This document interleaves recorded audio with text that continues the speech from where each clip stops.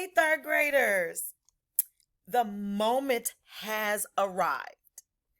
I now get to see you write and upload it in your Google Classroom. How amazing!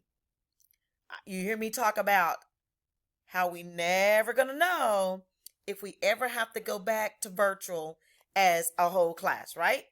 So even my in-person students today, you're going to be writing a story about the time you was trapped into a haunted house. Ooh, It's the week of Halloween, so let's have fun. Don't worry about spelling. Don't worry about I do want you to worry about punctuation because we've been practicing that already in writing. But if you come across a word that you just have a hard time spelling, sound it out, okay?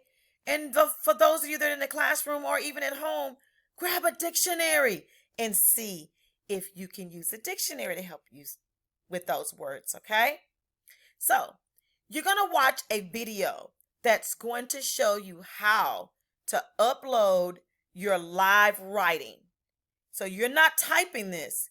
You're going to use a notebook paper, your pencil, and you're going to write a story about the time you was trapped into a haunted house. Then you're going to upload it, like I take a picture of it, and you're going to upload it to me so I can see.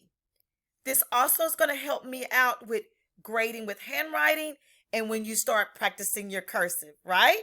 Yes, because we've been practicing cursive writing too, right? Okay.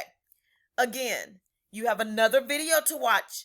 And then when you watch that video, I want you to get the writing a story.